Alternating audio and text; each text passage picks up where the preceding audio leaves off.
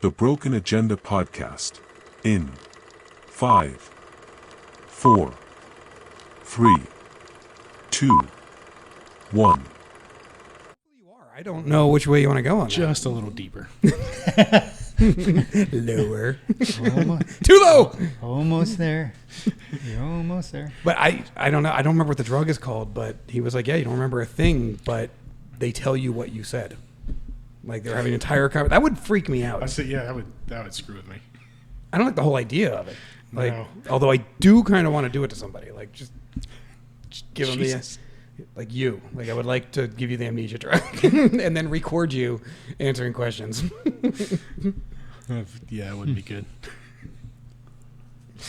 I don't know. Hey, I'm excited. We're talking Bitcoin. It's been so long. We started out as like a crypto technology podcast, and we haven't talked about crypto in Since FTX. since FTX, which has been what, 6 months? Maybe not Plus quite. 6.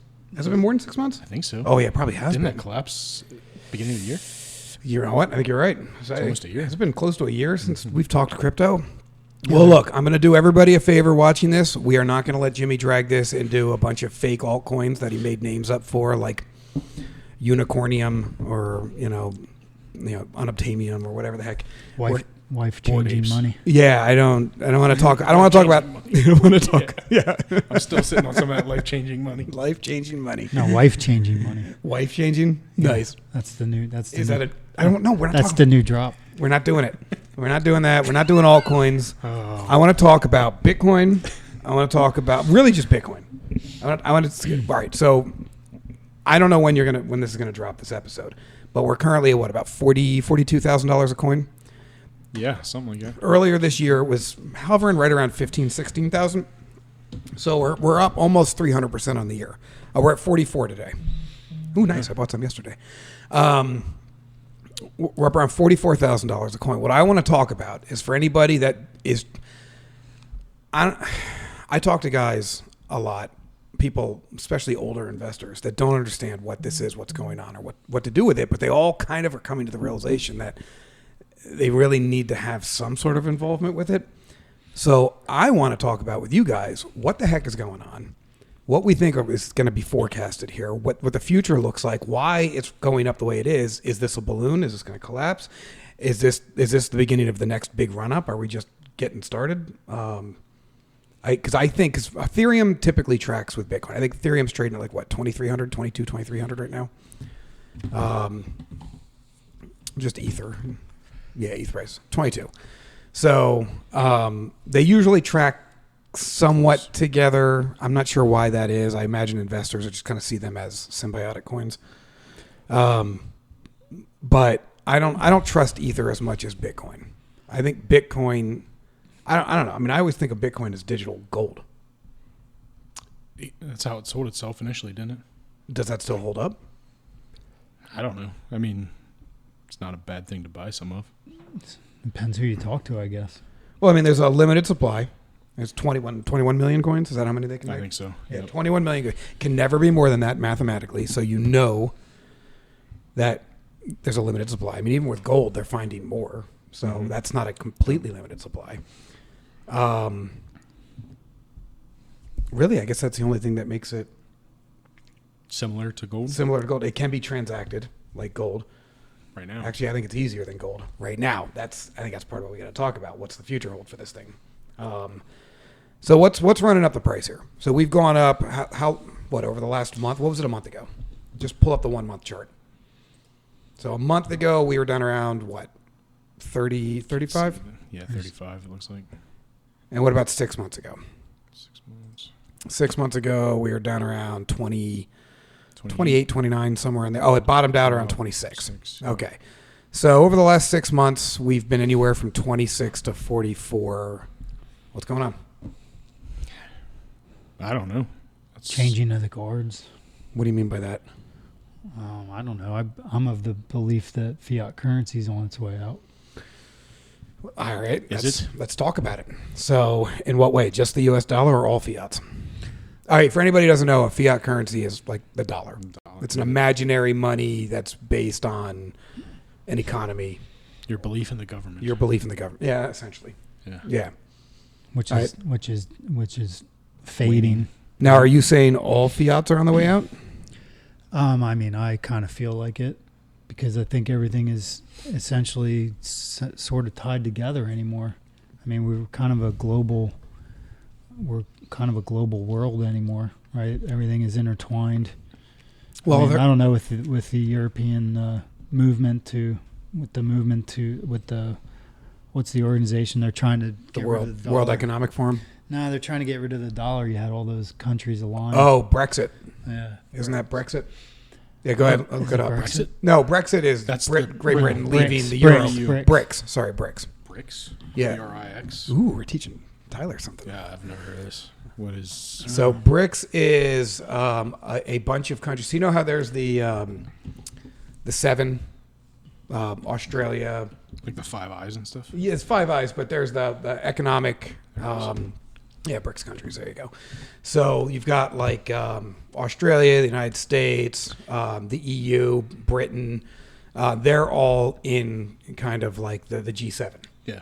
And then there's also the G12 and there's a bunch of other things. Well, there's a number of countries that don't believe in what's going on with the G7 anymore, and they split off at being led by China. Okay. And China said, look, the U.S. dollar, the United States has completely mismanaged the U.S. dollar to the detriment of all of us. We no longer have faith that the United States can be responsible for being the world reserve currency. So we are going to form a new world reserve currency based off of essentially the gold standard again. Okay. Which is why you keep hearing that China's buying all the gold, and Yeah. Russia's buying gold, and Brazil's buying gold, and India's buying gold. It's because they're trying to get back to a gold standard currency that they can then use to submarine the U.S. dollar. I want to be very clear here. At 36 or whatever $trillion in debt, if we're not the world reserve currency, we're Venezuela. Right. Overnight. Yeah.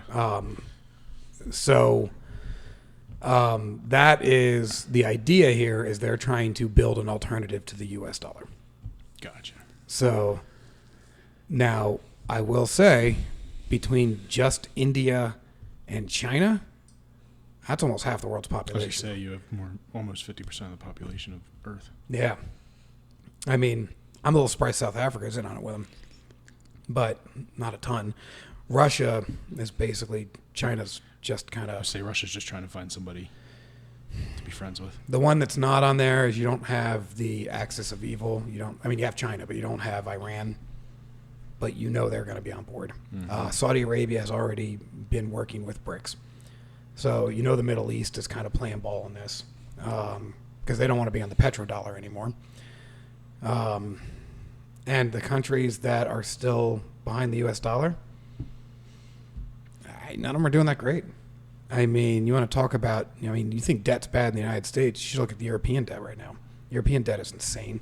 Japan's been in straight up stagnation for 30 years? A long time, yeah. Since like the I did 90s. see that, yeah. Australia is not much of an economy to begin with. I mean, they only have like the population of Pennsylvania in their entire country. Who else you got? Canada? America Light? Or America Heavy, depending on which part you're looking at. Yeah. There's really not a lot of... I would say probably the most stable currency that's not in BRICS would be maybe the British pound. But they're pretty mired in debt right now, too. Say, aren't there a lot of issues because of the Brexit thing? I don't think... Brexit didn't go that bad for them. I think COVID hurt them a lot because they put themselves into a lot of debt. I actually think they're in a better position because of Brexit. Well, I don't disagree, but... I think they're not getting dragged down because the EU is a mess right now. When I was kind of surprised when we were over in Europe, like, when we went out, like beers were $8 American, $10, Mm-hmm. right? And we were in London, and in Paris. So like that would be like the equivalent of being here in New York City. I think you'd been paying $16-20 for a drink. So it seems like I was kind of surprised by that. I would have expected in London and Paris my drinks to be way more expensive. I expected them to be double what we were getting charged. It depends. I had a conversation with my father about this. He just got back from Ireland, and he said, "I don't understand why every single car I saw there was in great condition. It was very well cared for. It was obviously very well kept. I didn't see any clunkers." And I said, it's almost counterintuitive, but you have to understand Ireland is an extraordinarily impoverished country. Like they are one of the poorest countries, definitely in Europe, one of the poor developed nations in the world. Owning a car is a big deal. Yeah. I mean, it's not like here. Like when you're 16 in America, it's assumed you're going to get a car. Yep. Like kids they just assume they're going to get a car. Like over there, when you get a car, it becomes a substantial portion of your wealth. So it's a thing you take care of. It's a pride of ownership thing.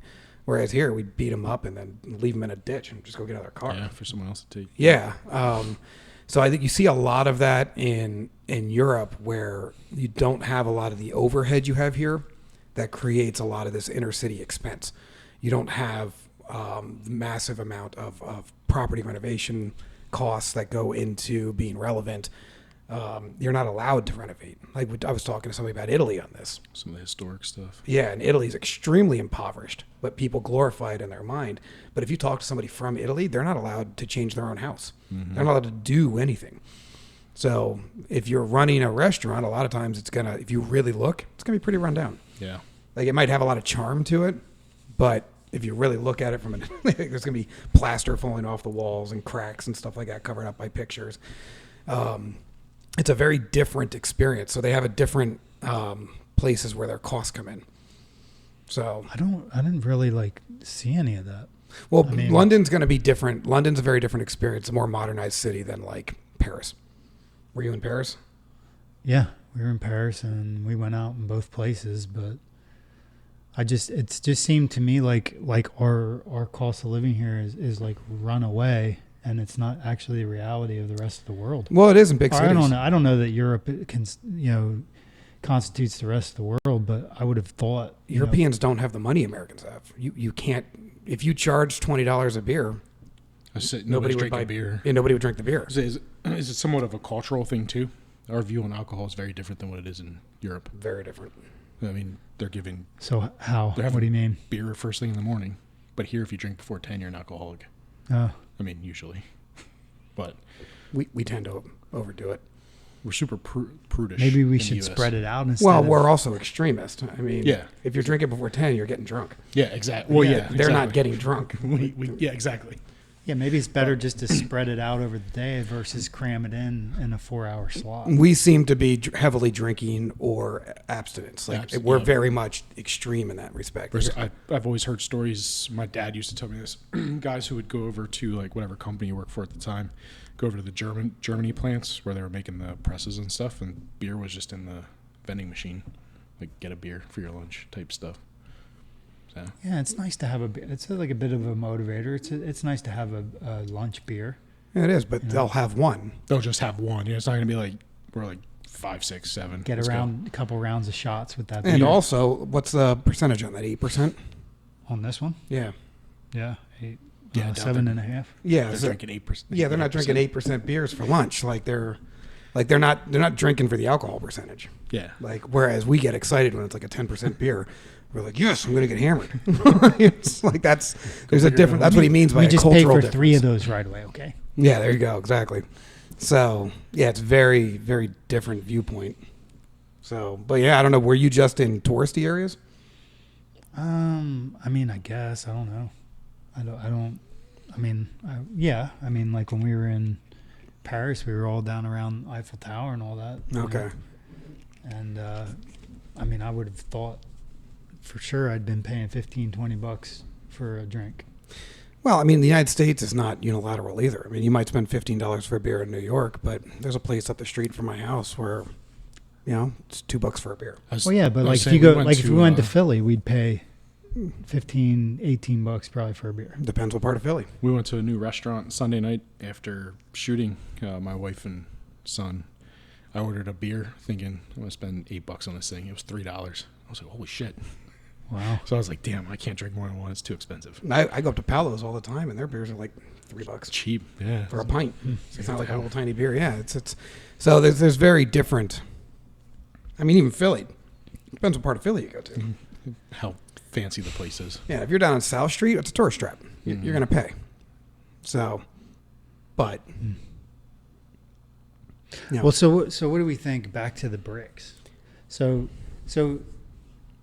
can you with cryptocurrency and Bitcoin now? Can you create a new world currency, a new fiat currency? Well, I mean, these guys are building on the gold standard, from what I understand. So they're going back to the old gold standard. I don't understand. Then why not just use gold? Well, they are, but you don't want. They're pretending to go back to the gold standard. Well, the idea behind the gold standard is your money is backed by your gold holdings. Now, I guess theoretically you could lie about how much gold you have, but they're supposed to be tracking the gold, and you're supposed to be reporting out on it.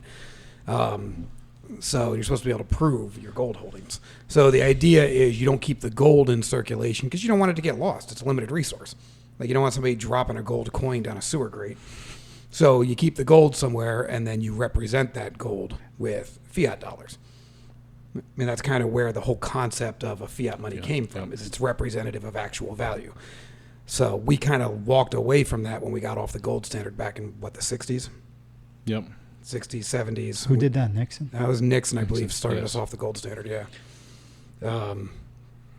And then at that point, modern monetary theory kicked in, which is not modern, nor really a legitimate monetary theory. But basically the idea is spend as much as you want, just print it. Yep. Catch up. And it doesn't have to be based on anything as long as you can convince people that it has value.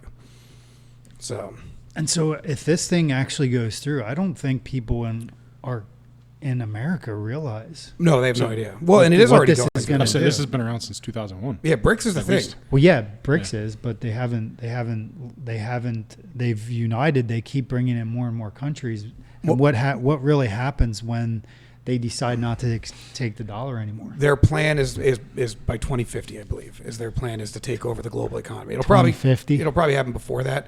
The thing here is they're going to start slowly. What you're going to see is those countries are going to release a unified alternate currency. Right now, they're still in the building phase for their currency. When that happens, those countries will only accept their currency. The rest of the world can still use whatever they want to use. They can use U.S. dollars, but universally for the last century or so, if you wanted to do international business, you did it in U.S. dollars. 25 years. Why so far out? If they've all agreed and they're all like together, why wait 25 years? First of all, they have to destroy our currency. If there's a viable alternative, they're going to have a real hard time. They need to be the safety net. People aren't going to switch off of an established standard without reason. But if all the countries have already agreed, why not just print the new token? Do they have the backing yet? But if they just look, if you're in the same situation as the alternative currency, nobody's going to switch to you. Currency.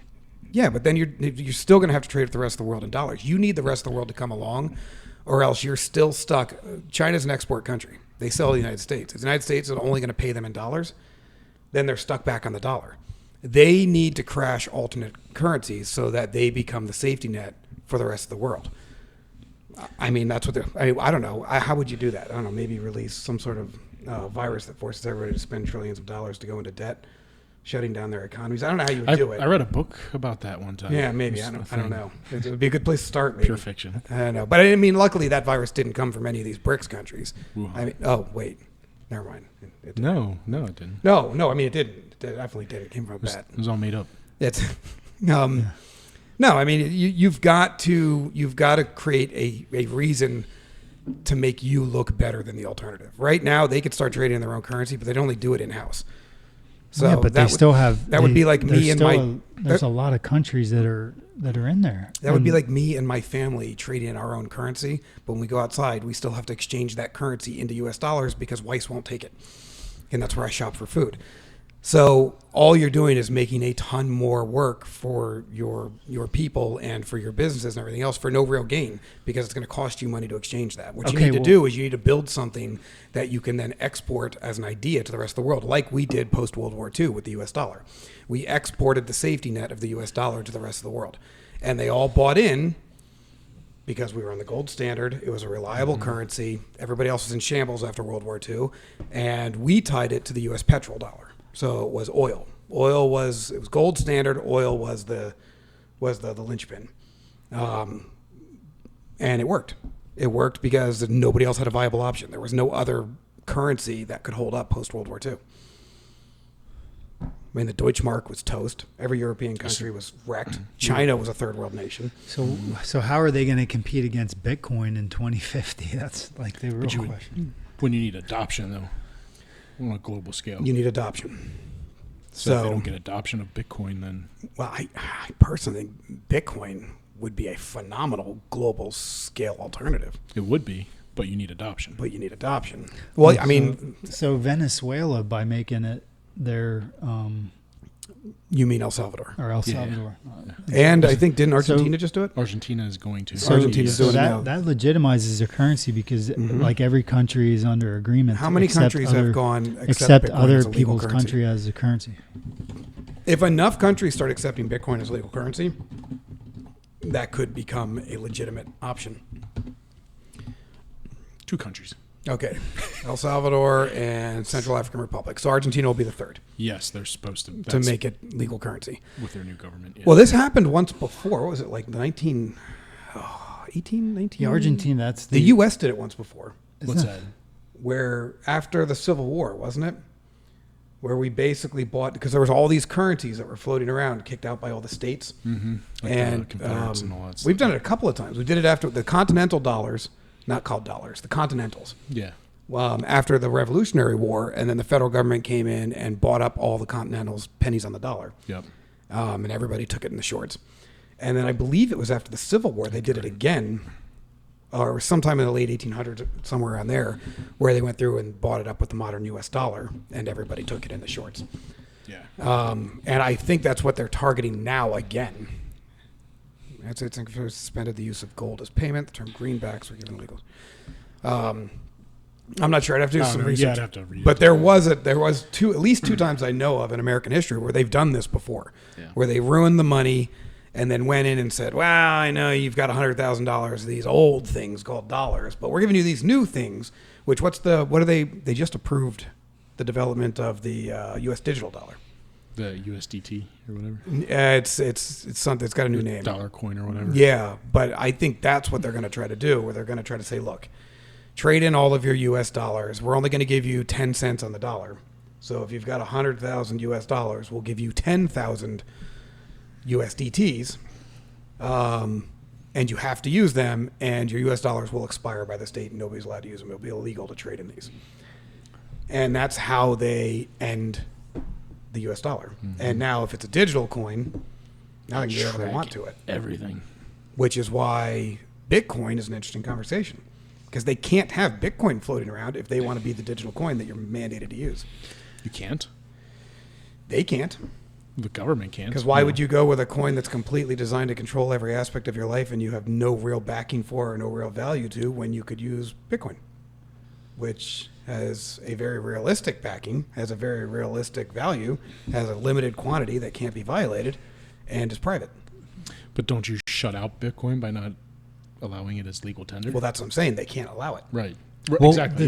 the thing is, by Argentina and El Salvador making it their legal money, the entire world has an agreement that they all will accept each other's. So it's not their only legal tender. Yeah, it's also the U.S. dollar. It's also the U.S. dollar. So both I don't know what Central African Republic, do they also take the dollar, or do they have a different currency? But yeah, both El Salvador, and we have an office in El Salvador, and so we deal with this. It's the franc. The franc. Okay, so they use the franc, which is their own Their own currency. thing. Yep. Yeah, so they have their own currency, and then they also have Bitcoin. So theoretically, they could tie the franc to Bitcoin, Could. like the gold standard, and it'd be the Bitcoin standard, Mm-hmm. and then that would give the franc its value. I mean, look at the U.S. dollar. It used to cost, just the beginning of this year, $16,000 U.S. dollars to buy one Bitcoin. What has inflation done? $44,000 now buys one Bitcoin. So in a lot of ways, that's what tying your currency to a stable valuation looks like. As inflation goes up, it takes more of this to buy this. So, Well, one would argue there's no stability there, right? And so the thing is, people don't realize that inflation makes your dollar unstable. Like, so we've probably lost about 30% of the value of the dollar since COVID. So, but everybody still thinks their dollar's a dollar. They don't. is. They It don't says it. look at it like. And the like when you see Bitcoin going from $16,000 to $44,000, right? You just see a variation in the cost or the price. Well, let me of ask it. you this. Is it just a variation in cost? Because it could just be supply and demand. It could just be people running to Bitcoin because they like it as an investment. It could be because there's a halving coming up. It could be because they're authorizing ETFs, standard purchase ETFs for Bitcoin. It could be a lot of different things. So Or it could be the latter. let's get into the nuts of it. Like, is it? Yeah, but the latter is still increase in value. Like, what's driving the latter is still what the conversation is, not the latter itself. So yeah, there's the ETF approvals coming around. Is that what's driving it? Is it inflation? Maybe it's not inflation at all. Is it all of it? Is it none of it? Yeah, I mean, So a the- number of things. So this thing's supposed to be, well, they're talking like around the 10th of January, but I think any time from here until the 10th of January, these ETFs could become finalized. Mm-hmm. So, what do we think that does? What do you think that does to the price of it? Oh, I mean, if you start dumping long-term financial holdings into exchange-traded funds that purchase and hold Bitcoin, there's no way it doesn't drive the price up. Oh, absolutely. Yeah. I mean, you're going to have way more demand than you have supply. So that demand will run the cost up. You know, basically, Bitcoin acts like stocks. You know, you sell at what the latest bidder is willing to pay. If somebody's willing to pay more than somebody else, the price goes up. If everybody passes at a price, the price will go down until it finds a price where somebody's willing to pay. That's just how stocks work. You know, Tesla's going up. It's going up because people are like, well, he'll pay you $257. I'll pay you $257.1. Well, I'll pay you $257.2. Well, it'll keep going up until it finds the place where people are like, I'm not buying that that's anymore. kind of where I'm at. So, and same if they're like, I ain't buying it at that. Well, it'll start dropping until they find a place to buy.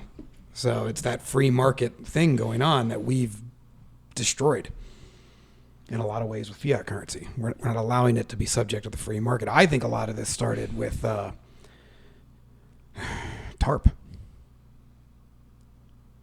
I mean, from like TARP? Elaborate. mid 2000s. 2007. Yeah. What's I think TARP? George Bush. I TARP. know the term, but I don't. TARP was the bailout during the real estate bubble Okay. back in 2006, 2007, 2008, 2009. TARP was the government bailout. Too big to fail, all that stuff. I don't remember that. That was TARP. What's that? No, I said I don't remember that. You don't remember that? No, I do. Oh, okay. Yeah. I So started my career. TARP was the government injecting $500 billion into bailing out these financial institutions that had completely ruined the real estate market. So, but I believe that was the green light when people accepted it. You know, people like you and you and I and you, were you marching on Washington saying no TARP? I mean, no, we accepted it. Maybe we didn't Yeah. like it. Maybe we weren't happy about the spending, but we accepted it. Well, we were all busy working. Well, that's a right? bullshit reason, but we accepted it. We allowed it to happen. We said, yeah, I guess if you want to bail these corporations out, if you say it's the best thing to spend $500 billion of our money, you know, I guess you got to do what you got to do. And they did it, and then they did it again. Obama did another round of TARP.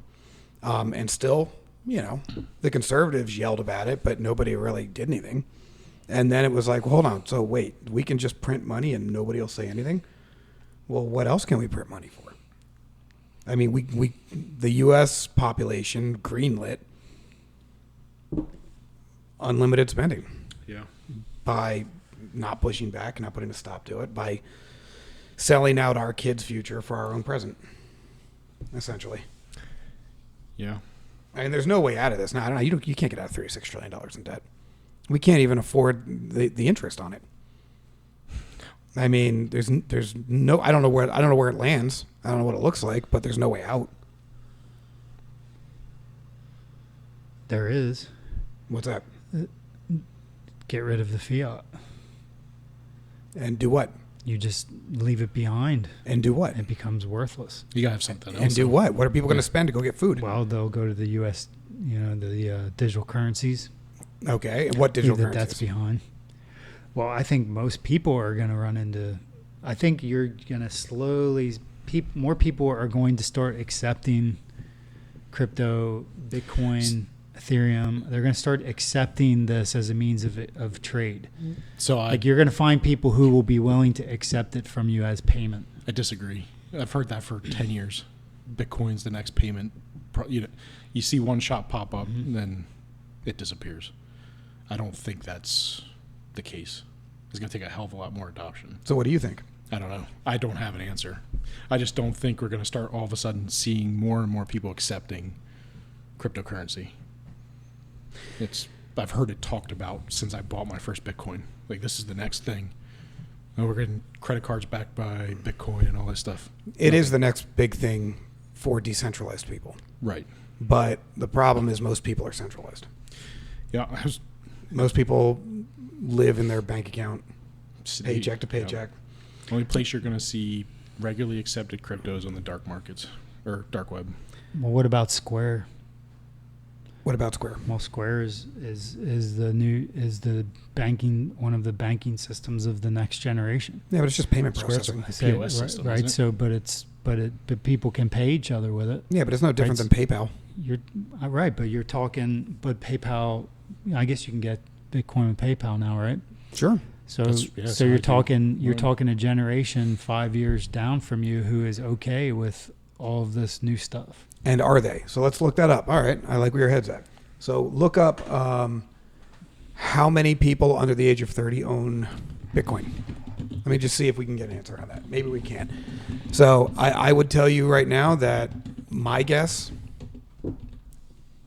though only 16% of Americans say they have used some kind of cryptocurrency, 43% of men ages 18 to 29 say they have. According to a survey of over 10,000 U.S. Oh, that's a pretty good survey, 10,000. Usually it's like 43 people. Yeah, Yes, it's like 12 And people. Yeah. 43% between 18 and 29. That's a big. That is number. a big chunk. That's a big number. I would have been wrong on that. I would have guessed like 20%. So almost half. That's half the- of men. There's a gender gap between crypto users of all ages. 22% men say they've used cryptocurrency compared to only 10% of women. That's interesting. So, and I wonder if part of this is because now the younger end of this didn't go through the last 2015, 16 or whatever, where crypto kind of caught a craze. Everybody was buying everything all at once. But the upper level of this age gap here, we're definitely part of that. That's half of the new workforce Yeah, that is. right there. Mm-hmm. You're right. That's half of the people building new companies. 43%. But yeah, I see what you're saying. You know what I mean? That's a. See, we're over the hill. I don't know if we're over the hill, but that's definitely a significant number. It's a lot higher than I would have guessed it was. 16% of Americans say they've used some kind of cryptocurrency. So that tracks. I would have said 10% or so. Okay, 16% of Americans. Let's dissect the 16%. How many people in America? What percentage of America is dealing with? We got to remove the elderly and remove first through 12th grade people. So now, Why do you got to remove the elderly? Well, because you're saying 16% of Americans. That's going to be the working class of America. And so how big is the elderly, retired? Why are we limited to just the working class? A lot of money sits in retired hands. Yeah. Well, what I'm saying is I'm Look, the trying to reason figure why out- we talked about ETFs before is because that's how you bring the retired people into crypto. If you have their fund managers diversifying into ETFs, all of a sudden you've got boomer money pouring into crypto, even if a 75-year-old guy doesn't know it. So I don't think you can't eliminate the elderly because they sit on a ton of money. You can definitely eliminate the Youth. the teeny, the young. They don't have any money. I say Jokers. during that I don't want to say the last craze, but like when everybody was buying every coin out there. You talking about the time it went up to 20,000? Yeah, the first time it peaked at 20. Okay, gotcha. Yeah, I knew a lot of people that were 60 plus that had wallets that I was jealous of. Like, Oh, really? They were buying cryptos? they were buying cryptos because somebody told them about it and saw it as a small potential investment opportunity. This So- was before it kind of rolled up, so they were just kind of slowly buying, putting some money, not obviously all of their money they've worked for, but I'm gonna heavy take these wallets. numbers as fact because I don't have anything else to go on. So you guys have diverging opinions though. So you think there's no way people will adopt it, or I don't think it's going to happen as quick as. Well, I mean, it's not happening as quick as people say it's going to. Bitcoin has been talked about as a payment option for God knows how long. Since I bought my first one, for Christ's sake. And that was 13 years ago, 14 years ago. Well, I might challenge you to think of it not as a payment option, but as a gold replacement, where it is a standardized valuation that provides value to other things. Because, I mean, you never really used gold to buy stuff either. No. Well, at least not for a long time. Yeah, it's been a while. I don't know, but you're right. It was advertised as a payment option. I use it as a payment option. I'm happy to send payments in crypto, but I have to find someone else who's willing to take it. That's why I bought Litecoin, or so much Litecoin back in the day, because that was supposed to be, there was some actual technology being developed to start accepting payments of Litecoin. I think with the development of Ethereum, Bitcoin is no longer really anything that anyone necessarily wants to transact with. I think they will for certain things, but for the most part, I think Bitcoin is going to be held for the store of value. See, I like transacting with Bitcoin more than Ethereum. They might use it to make payment, but I think they're going to lean more towards. I think you get more acceptance with Bitcoin. I think Bitcoin has better branding, better brand recognition. I never shop with Ethereum. Well, but I spend money with Bitcoin. I've told you guys my experience with Ethereum. The first time I had to exchange it, I fucking decided I hated it. The fees. The fees. Yeah, freaking fees. Well, that's why you own Solana. Huh? That's why you own Solana. Yeah, actually, price is doing. Well, I'm not gonna lie. Bitcoin has gotten really pricey too. Has it? I don't want to tell you how much I spent yesterday to transfer some stuff. It was one transfer. It was like 15% of the transfer was fees. Now, obviously, it went up. Yeah. I don't know, like $2,000 in the last 24 hours, and I was making these payments yesterday, so I might have just hit it during a high traffic period. Yeah. No, but we're in the peak of the swell. The fact that we in the peak of the swell? The fact that we're doing a show right now, do you think we're ahead of the curve? I think we're always ahead of the curve because we're geniuses.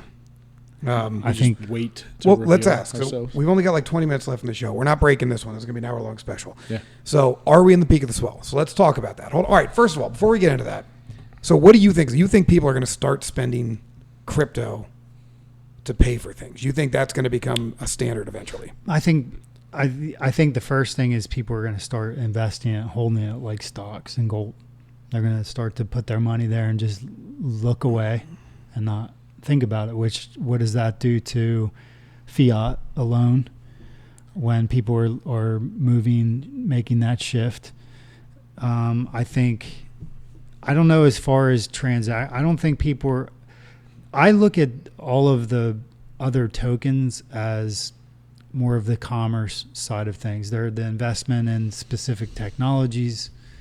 I don't think Bitcoin will be used. Like you pay somebody in Bitcoin, right? Mm-hmm. So you have people. I think that people will, but I think there's going to be a more dominant way of doing it. I think that Bitcoin is going to be kept a little tighter and less transaction than what might, I think like a Ripple may come up and become, there's going to be a commerce token. There's going to be a token that comes up that I think is going to be more focused on. Well, I think that's going to be the USDT. I think that's the more likely thing to happen for people to accept crypto. It's going to come from the government. Well, they've already approved it. Right. Yeah. No. Yeah. So it's just a matter of do they or when do they require you to use it. Look, if I had to explain to my wife every time she wanted to transact how to send Bitcoin, I'd probably just be like, just buy the dollar coin or whatever. But that's the thing, like the Square app is like as a new wallet, right? Where everybody's just there's too many. See, I don't think you're going to get that option. I think the United States government is going to require you to use their currency. I think that's the more likely case. Because they're not going to want you using a currency that devalues their currency. Because if you use a different currency, then you're basically expressing doubt that the U.S. dollar, digital dollar, has any value. I think all they care about is getting their taxes. I don't think they care what currency it is. I think they're more concerned about what and how you're buying things. What have we seen over the last 3 years? We've seen, U.S. Bank of America. We've seen Bank of America submit transactional receipts to the U.S. government. We've seen, was it Visa? For what? Visa handed over gun purchases and ammo That's purchases. All credit card. They're reclassifying all Yep. firearm purchases. Yep. I mean, they have expressed an unbelievable amount of big brother control over financial purchases so that they can dictate what is acceptable and what is not acceptable. You know, if they don't want you buying guns and ammo anymore, it's real easy to just turn off buying guns and ammo with the U.S. digital dollar. Yeah, and you wouldn't be able to do anything about it. You'd go to transact, and they'd be like, oh, sorry, your money's literally no good here because you're buying something that we don't want, is not socially acceptable right now. What about soda? And we went through that in big cities like New York and San Francisco, where they decided that high fructose corn syrup was bad. And all of a sudden they're like, well, we could try to convince people that high fructose corn syrup is bad, or we could just turn it off on their money. Well, yeah, I was going to say, what's the saying? Hit them in their wallet where it actually hurts. Well, it doesn't even hurt. You're not allowed to use it. This is a very good Didn't they example. overtax? This is a perfect example Soda? why They not to banned it in the use city. Did they? They banned digital it. dollars. Why what? This is a perfect example of why not for people not to use digital And this dollars. is why they want to use it. Right. They're desperately trying to make it the They're new going to make standard. people think that digital dollars are the same as cryptocurrency, and that's not the same. No, they're thing. going to But- sell it out of fear. 90% of people aren't going to go through the mental hoops or gymnastics that you have to go through to understand why it's a bad idea. They're just going to take it. Look at what's happened over the last 3 years. I mean, nearly every conspiracy theory I've heard has come true, and people still refuse to believe them because they don't want to be mentally invested. Yeah, it's just whatever. Just tell me what to do. Just, I've got, my How kids got many soccer people practice is there, tomorrow, like- and I really want to watch the game. Mm-hmm. What happens to the people who are wise enough to see it all? Like there has to be an avenue Yeah, well, you've to seen stay ahead of the curve. them. Mr. Franklin, what have you given us? A republic, if you can keep it. Yeah, exactly. I mean, they're called the founding fathers. I mean, there have always been people that are ahead of this stuff, that see the real world implications, that look at the big picture, that invest in the future of society. But there's also always been times when society doesn't care and doesn't listen. And, you know, there's a reason why, you know, I have found myself being drawn back to not religion, but biblical teachings more recently, because I feel like there's a lot of ancient truth there. A lot of things that people were trying to express in ways that were relevant to everyday life. And sometimes they just maybe called it sin. Or maybe, but there's a reason why our Bill of Rights reflects in a lot of ways the Ten Commandments. It's because they weren't just a bunch of random writings in an ancient book. It was kind of ancient historical wisdom being passed down. Don't kill each other. It never ends well when you just disrespect life. When you all feel like you can just kill each other, that's always a recipe for disaster. What else have we seen over thousands of years that have killed our societies? Oh, yeah, don't steal other people's stuff. Don't bang that guy's wife. It never goes well. It always ends poorly. They made a list of rules, not because they were, whether or not you believe that God handed them down or whether or not you believe it was just a whole bunch of wisdom aggregated. We saw the outcome. It's still relevant because you see it happen throughout historical cycles. And you kind of see, as you go into a down cycle, why they said don't do this stuff. Even we've explained some of the weirder rules, like why Jewish religion bans pork.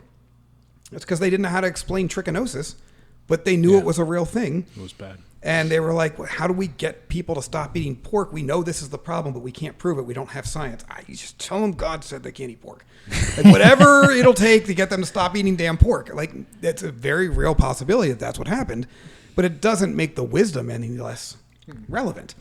And I find myself being attracted to that stuff because I'm like, all right, hold on, we're going through some weird times.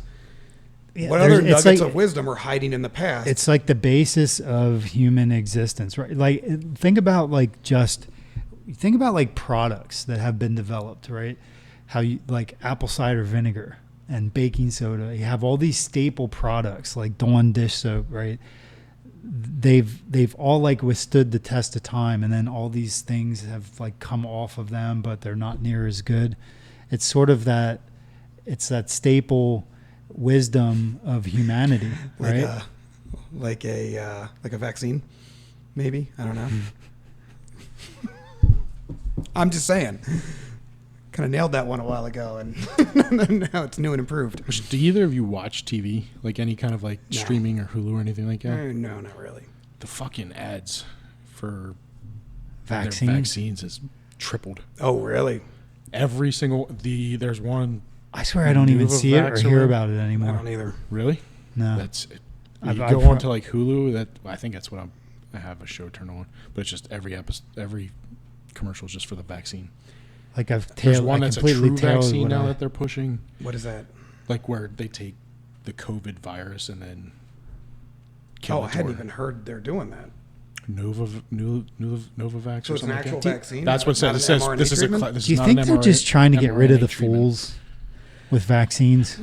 Either that or they're trying to pick out those of us that.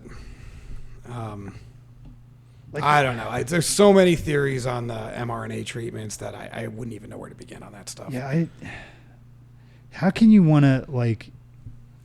I just Novavax COVID-19. What website are we on? I have no idea. I just grabbed USDA. I guess that's a USF harsh statement, right? That was almost like my semi-racist statement the other week. I don't know. I don't want to make this a vaccine. No, we're episode. not. No. And Have any we're pulled running up. out of time I just here. was asking a question. That's an interesting. It's interesting. I mean, I don't know. I do not consider mRNA treatments vaccines. They don't fit any of the original criteria. It doesn't mean there isn't value for mRNA in the future. I don't think it's anywhere near ready for prime time. Yeah, got some time. But what I will say is back to crypto. I don't know if we finished our conversation on what we think is going to happen, but let's move on. Do we think we're at the peak here? Do we think this is the run up, or do we think this is something else? Do we think this is the beginning of a run up? Do we think this is the end? Is it a bubble that's going to pop? Is it going to go past the 70,000 that it was at previously and go to a new high before it falls? You know, because there you've got your 20,000 all the way down there. Oops, sorry. And then you've got your 63. What did it go up to? 63, 66, something like that? Yeah, Something pushing like 60 something there. Like It's 60 up in the 60s. Yeah, I can't get to that top. There was like a quick peak up there, like Yeah. 64 or something. 120 is the target. 120 is the target? I just don't know if it's going to happen right now. I think the fact that we are talking about it right now makes me think that it's going to drop. I think we get a spike to 54 and then we get a pullback to around 29. Well, I will say, if you look at those spikes and that'll be before, the time to buy. they were aggressive, high spikes. This one seems a little bit more measured. This last one here. Yeah, which was why I think it's more tied to inflationary pressure than previous ones. I think previous spikes were based on investment. I think big money came in and ran the price up. And then they took their profits. That's why you see big drops. Mm-hmm. Then they did it again, and then they took their profits again. And then you had some people coming in and going out and everything else. But it kind of leveled out there around 16,000 for a while. But that was pretty quick though. If you look at that rise up forward into Am I 2023. In 2023, sorry. Yeah, if you go forward even further, go further. If you go into this spike right here, into the 30s, that was pretty abrupt. Yeah, it's a month. It's like a head peak. Yeah. Head peak starting. Now, if you go back to late 2021, right in there, it's similar to this. What you're seeing here at around 30,000 up to the 40s. And then it kind of stalled, and then it ran up again, and that's where it hit its all-time high. And then it didn't collapse. It's just you had a lot of profit taking happen. I think you had a lot of people selling off, because it was a ton of money. That's a lot of money. Yeah. So I imagine you're probably going to see that again. But with these ETF approvals, two things. ETF approvals plus inflation, I don't know that it's going to come down like it has in the past. I think inflation is going to artificially elevate the bottom because the dollar's worth less. And I think the ETF approvals are going to bring a whole new set of money in that stabilizes the price. Are they? Because we just, like Taylor just said right now, he doesn't. Tyler just said right now, he doesn't think that it's going to be. Sorry. He's not too swift. You'd think by now I could say Did your it, name Taylor right. Swift? Yes. I did. It was a pun. So, yeah. so No, it wasn't. Don't do that. you'd think but like just because the ETF gets approved, here's where I'm at. Like just because the ETF gets approved, is this thing gonna soar? Like it's not like everybody's gonna all of a sudden. Well, let me ask you this: how much money can you look this up? How much money does BlackRock have earmarked for the? There's something like $16 trillion under management, right? At BlackRock? Of total funds under management, and you're talking like 5% of those funds are going to come into the ETFs, approximately. $100,000. That's nothing. No, that's not what we're looking for. So, to me, like, so how many oftentimes does it sell the news event? Does what? Sell the news event. Like, that's a big thing in trading when the Oh, news yeah. comes out. Yeah. Right? It doesn't seem to me like just because these ETFs get approved doesn't mean everybody's going to go jumping in, because we have like almost three. No. People won't go jumping in. Fund managers will. That's where you're going to see it. The individuals. The reason Right, this is but such the a fund- big deal the fund is ma- it takes the control out of individuals' hands and puts it into corporate. It puts it into these big corporate money managers, which between Vanguard and BlackRock, they've got like $25 trillion under management or some ridiculous number. And individuals may never buy a Bitcoin ETF, but they're not checking. When was the last time you micromanaged your 401k? Either one of you? I Well, actually nobody think does. the last time I I do. Does. I do, but when I talk to people, I am of a rare minority Yeah. that I buy and sell within my They just- 401k. Most people just leave it up to their fund managers. Who runs my fund? I don't know. I got Vanguard or something. I don't know. That's what people say. And I'm like, okay, Vanguard is going to be rolling in because they're always pushing for diversity in their funds so that they don't have to take a hit if an entire market segment drops. So they're going to buy 5-10% in crypto ETFs once they get released. Just right away. They're probably already prepared to do it. That's why they're pushing so hard. These are the guys, BlackRock and Vanguard, are the ones that are pushing this ETF. There's nobody else doing this. Can you look up how much money's under management in all of retirement plans? Is that In the United I've States? heard it's like $16 trillion, something in this realm. So if you take $16 trillion In retirement funds in the United States. and just take a 5% of whatever we find, if we don't, we can run with 41 trillion. Oh. So then what is 5% of 40? That's going to be Well, so you're 3 trillion. 4 trillion would be 10%. So you're looking at 2 trillion. Yeah. $2 trillion investment in crypto would double in Bitcoin, would more than double the market cap.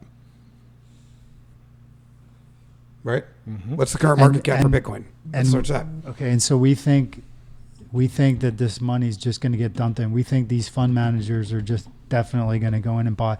There's not going to be any price manipulation downward before. So $2 trillion investment would 300% increase in the market cap for Bitcoin overnight. Now, I don't know, but even if it's 1%, right? Even if you go 1%, 2 trillion is 5%, or 4 trillion is, so 1% would be 400 billion. $400 billion would still add 50% market cap. Yeah. So even if they say, look, just to play it safe, we're going to take 1% and add just a little bit of crypto, a little tiny bit of crypto to everybody's retirement, just a nugget, just a nugget. just a nugget. We're going to put a nugget of everybody's money into crypto, just 1%. That's a 50% market cap increase overnight. And that is a very realistic possibility because you're going to have some funds that are aggressive, that are going to go much heavier than 1%, some that may not do it at all. But there's no way you're going to miss out on a $1 trillion plus market as a fund manager unless you're advertising that you are not doing crypto, or unless you truly don't believe in it, which fund managers aren't going to want to miss this run up. Even if they plan on selling it pretty soon, they're still going to cause a run up so they can ride the wave. Mm-hmm. I don't see how this doesn't have massive implications. Now, it may have already had massive implications. That's what I'm saying.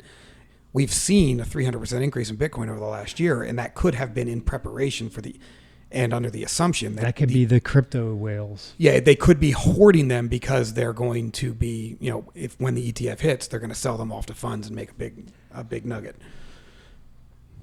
Yeah, because supply and demand is what determines market price. Yes. If you have if you have gigantic buy orders come in, and if you've got orders in the queue, the price is going to spike downward. Right? That's how level 2 works. If you have orders in the queue? Right. So if people have orders in the queue, right? In the level 2, when you're at trading, certain numbers. Yeah. People have stops, right? All down through. Yeah. If you get a big lump sum buy-in, it's going to spike the price down because all of those orders are going to trigger, which is going to cause a flash crash. So if you take... I think you're overthinking it. Really? Yeah, because that's not how they've bought in any new market that's ever hit. That wasn't. Why wouldn't you? Why would you dump all of your money simultaneously at one time into the market? To tank the price?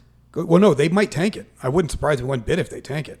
It's going to tank the price. Oh no, it might absolutely tank the price, but it would also spike the price. Then you would have. It's going to be a you would flash, have a, fla- you would have a huge a wave flash down, with a buy up. and a whoosh. Yeah, as It's everybody gonna buys, be I think there's going to be a gigantic spike downward, and that would be followed by a gigantic spike upward. but everybody's going to be so petrified. I don't care about the short term spike downward. I think volatility in crypto. The big spike downward is the buy signal. Yeah, exactly. That's exactly what it is. The problem with Bitcoin is it has a much longer cycle than most assets. So, I've been reading buy cycle in crypto for the last year, but it was relatively flat at 16,000 for the last 2 years for much of that time. So crypto takes a long time to do what stocks might do in a day. Now, I think if you start trading ETFs and get big money managers involved in trading on a minutely, hourly, daily basis, I think you're going to get much more consistency and faster movement. I think it's going to act more like a stock. But if you're saying that the fund managers are waiting and they're going to plunge in with their money, that means they're going to come in. That's not what I'm saying. They're going to come in with mass orders. No, I'm intentionally saying that's not what's going to happen. You're saying that. You're saying they're going to spike it down. I'm saying they're already planning for this as if it's going to happen. So I'm saying they've either already bought it or they have a buy-in strategy where they're going to start reallocating funds into this and start buying as long as it makes sense. And they'll start selling when that makes sense, just like you would with any other stock. They'll start treating it like a stock. What do you see when a stock goes public? A lot of money dumping into it. You see a lot of money dumping, and then what happens every single time right afterwards? It drops as they sell. They buy in at the pre-price. Mm-hmm. They run the price up. They sell to take their profits. The price drops back down, and then they buy back in. It goes back up, and then it starts to act normal. This is what you're going to see, that same thing. You're going to see pre-buying happening, and then you're going to see profit taking, and then you're going to see a run back up at perceived value, and then you're going to see equilibrium. I predict it's going to act like a stock once it starts getting treated like a stock. That's my prediction. Now, the difference between this and a stock is this is not based on the valuation of a company, nor is this based on assets held. This is based on limited quantity and perceived value. So as long as you can maintain perceived value, and as long as you don't violate the limited quantity, you're going to have one hell of a stable asset that should only go up or down compared to inflation or stability based on. If people think it's stable, they're going to buy it just as a hedge against inflation. So the real question is, do you think it just goes up from here? I think it's going to spike downward. That's going to be the... Yeah, I think we've got a down in front of us. I have been a long-time believer in the $100,000 Bitcoin, and I think this is the run that leads us there. But I think you're right. I think it's going to drop before it gets there. There could be a big spike up where everybody rushes in because they're thinking they're missing it, and then the hedge fund guys, once the spike, they'll come in, they'll plunge it in, and then everybody's going to follow, and then the hedge funds will sell out, and then the spike is going to drop back down, and they're going to reposition and All right. Well, here's the thing: we're out of time. So, do you buy? That's the question. Do you buy heavy? I guess. I mean, anybody can throw $100 into Bitcoin, or most people. I think if there's a big surge down, you buy heavy. At that point, big surge down. So you're not saying buy at 44,000. You're saying watch for it because it could run up to 60 and come down to 44. 54 is where I think it goes, and then it comes down to about 29. That's kind of what I'm thinking. That's how I've seen the. Okay, so you think it's going to pass 50? Plunge. And then come down and bounce off basically 29.30. I think that bounced off 30 earlier this month, didn't it? Can you pull that chart up again, Tyler? Yeah, I got to re-pull it again. It was like it was last month. You go to the 6-month view. There it is. There was a drop. See, I count from the 15. No, maybe not. Maybe I'm thinking of something else. Yeah, it was floating around 30. And then it dropped down to like 27, 26. Yeah, it was 26. And then it ran up in the mid. No, I was thinking of something else. It wasn't this one. It was another investment. All right. So you think, all right. I mean, I think that's very possible. I don't know where the eyesight is. What I don't recommend anybody do is I think timing this thing's a mess. I don't want to see people leveraging themselves to buy Bitcoin. That's what scares me. Yeah. And I think by the time you feel comfortable doing it, the play is going to be over.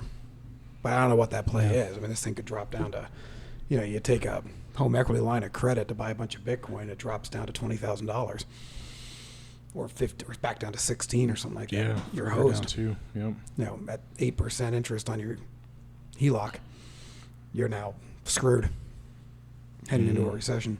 Yep. Yeah, I mean, this is I think there's a lot of opportunity for money to be made here, but I think a lot of people are going to miss it. So I just like buying little bits. Yeah. I just try to watch. If it comes to a certain spot, I might buy a little bit more. Well, Now, the what do whole you thing buy, is like, buy little. $200. Okay. at a Buying clip. little bits, I think, is like because I don't think there's going to be like this opportunity is only maybe one more time. I agree. I There's think not going to be like another. well, and that's kind of what I'm saying. I think this ETF is going to stabilize it. I think this wild price fluctuation by these buy sell. It's gonna go berserk, but then hereafter, there won't be the opportunity. It'll appreciate over time, but it's not going to do this thing. Yeah. Wild swings. I think this is the end of it, and I don't see how it doesn't. I think there's a lot of people out there calling for $1 million Bitcoin. I think that's BlackRock saying That's- that. yeah. way low. I think that's baloney. That's holding people in. But I think $100,000 is very possible on this run. In Yeah. 6 figures. 240 to 320, I think, is possible. You think $250,000 a coin is possible? Mhm. I'm not saying it's not. It'll probably go up to like over 100, bounce, come back down Back under 100, and then shoot back up 24. That's think where I that'll think be it's the going end to of hit 240.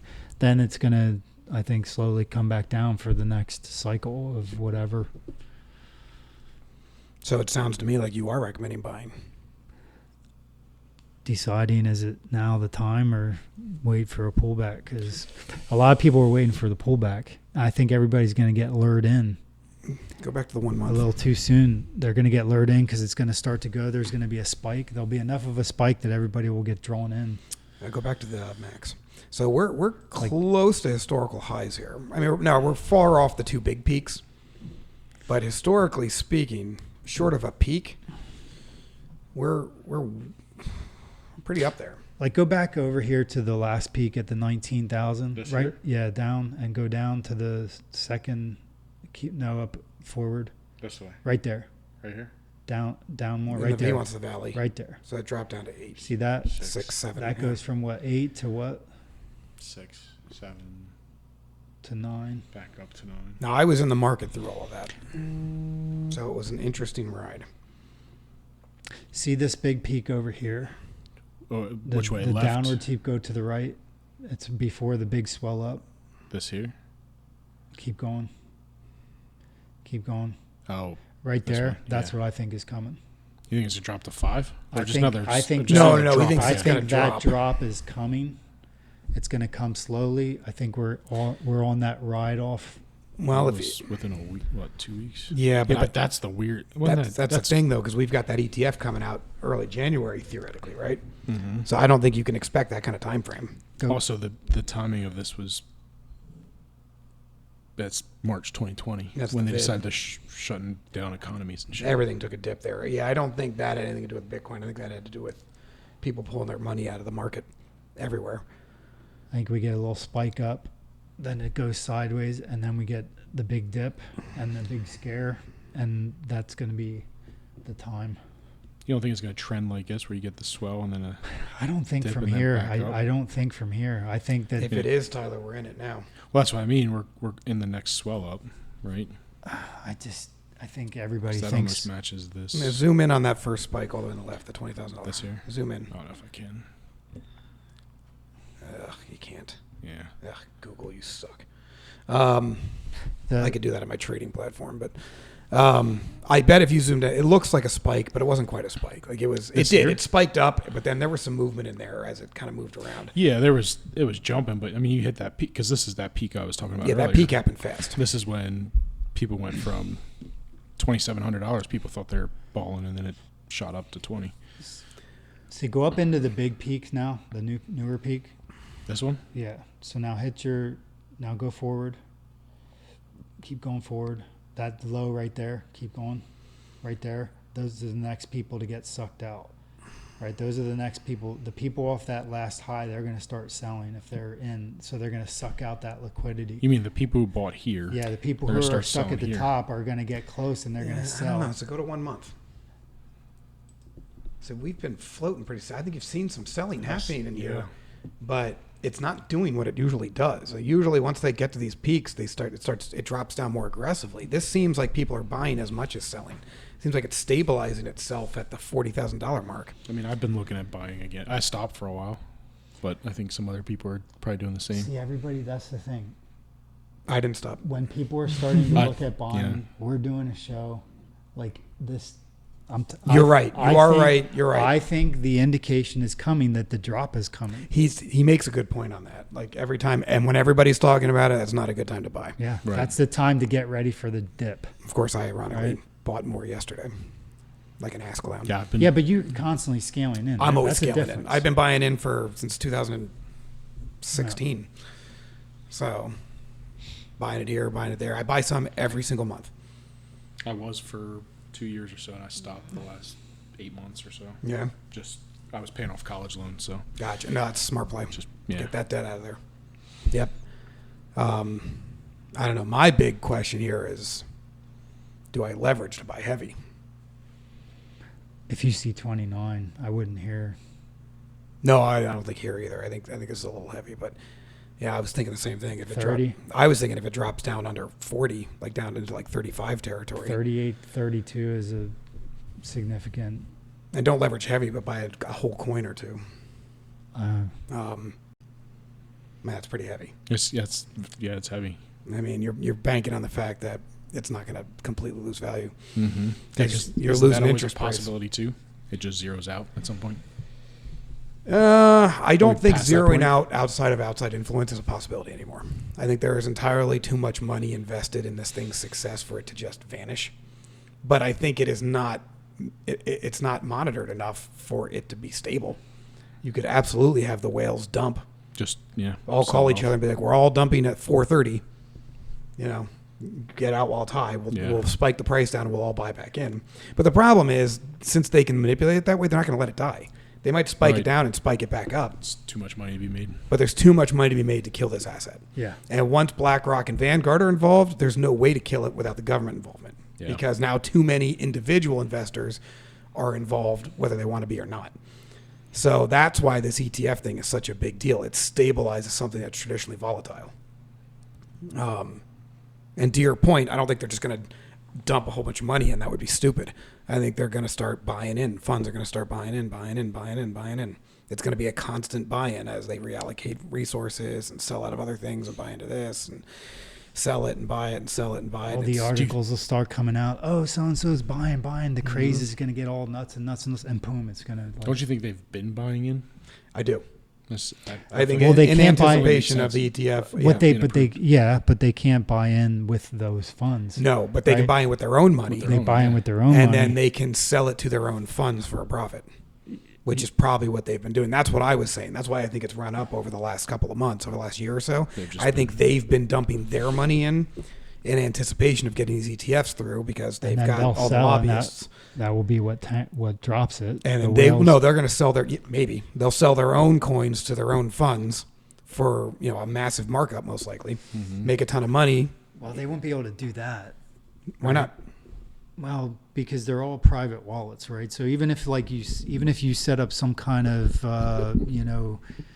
like staking platform of some sort, like the fact that they brought in the ability to be able to short the market, right? So you bring in all the money once the funds are approved, then the what's the word I'm looking for? The Pineapple. general population. What's that word? Idiots. The general market comes in, right? They allocate the Sorry. general market funds. The fund managers who are already savvy with it probably have their own wallets, right? So you have all of these, people who are probably doing, I don't know if they're regulating that they're not allowed to be investing in it. Somehow there's private funds that are going to, once the swell comes from general population's money, then those funds are going to sell. That's what's going to, these Yes. people are going to spike the price. The funds are going to sell, drop the price. Then the funds are going to come back in. Buy in. Because they're selling, and at the top they're going to short, which is going to press it down. Buy then back they're in. gonna scoot back up. Yep. So it's going to be a 3-move thing. And Yes. that's why you're going to see this big. You're going to know, see some mega candles Yeah, too. You're going to exactly. see huge red lines, huge green lines. You're going to be, Yep. And And that's you'll all going to know- happen in the next 2 months. When that's all happening, you're like, dude, it's time, right? Because you're going to be like, oh, ain't no way I'm buying. As soon as you say to yourself, there's no way I'm buying crypto. That's when you buy. That's when you buy. And how you change that mechanism in your head to do it, that's the trick of the trade. You know, this happened in 1929. Yeah. Yeah. That turned out well. It turned out great. It was awesome. For those who knew it was coming, right? I'm going to borrow against my house. Oh, Hoovervilles. All right. We've got to end this thing. It's like an hour and 45-minute episode. People are going to lynch us. So, Tyler, Jimmy, thank you. As always, Jimmy, I appreciate your insight on this stuff. You have a gifted mind when it comes to this. And Tyler, I appreciate your skepticism. It keeps us honest. It's a good thing. It's nice to have it. It is. You got to So, have it. Thank you, everybody. I hope you gleaned something out of this conversation, and we'll see you next week. Bye-bye. The Broken Agenda Podcast. Sponsored by Laughing Rock Technology.